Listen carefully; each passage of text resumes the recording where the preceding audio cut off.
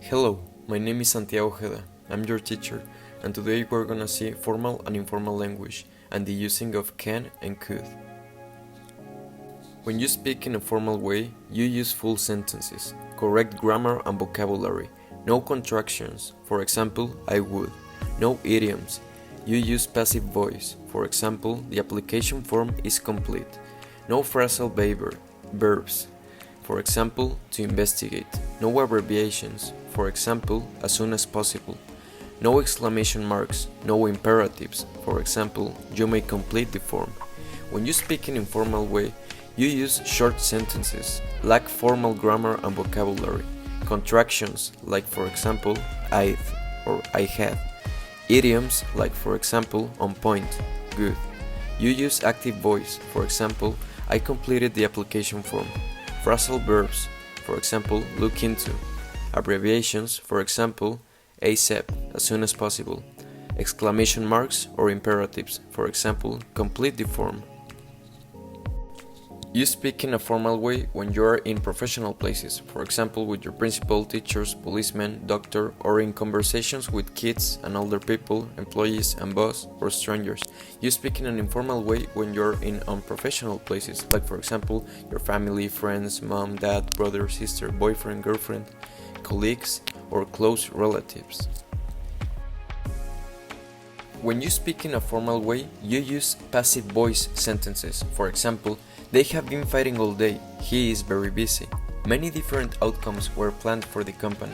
It is felt that the target is unrealistic. The famous football team we saw in the airport flew to Europe. The secretary whom I talked to yesterday was very rude. When you speak in an informal way, you use active voice sentences. For example, they've been fighting all day, he's very busy. I planned many different outcomes for the company. We felt that the target is unrealistic. The famous football team whom we saw in the airport flew to Europe. The secretary I talked to yesterday was very rude.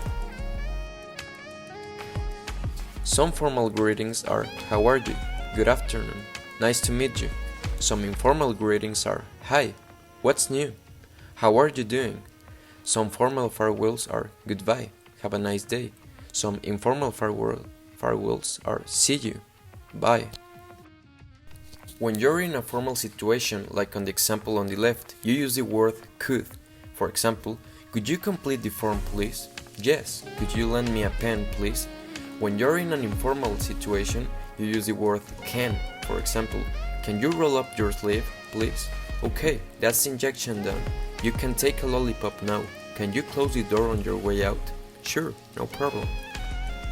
Can and could are also modal verbs. For example, with can, you can use it in ability. I can speak Spanish. With permission. Can I go to the bathroom? With probability. It can't be Mark. He is in London. And for example, with could, when you use past ability, it could be he could swim when he was 6 years old. Past permission, he could go to the theater. Probability, it could get much hotter in July. Request, I could lend you my notebook. Let's see some examples at the bottom. Mark, can you open your mouth please? This is an informal situation. Nurse, could you bring in the prescription pad please? This is a formal situation. Nurse, could you send in the next patient please? This is a formal situation. You can buy it in the pharmacy at the hospital, or you can get it at your local pharmacy. That's an informal situation.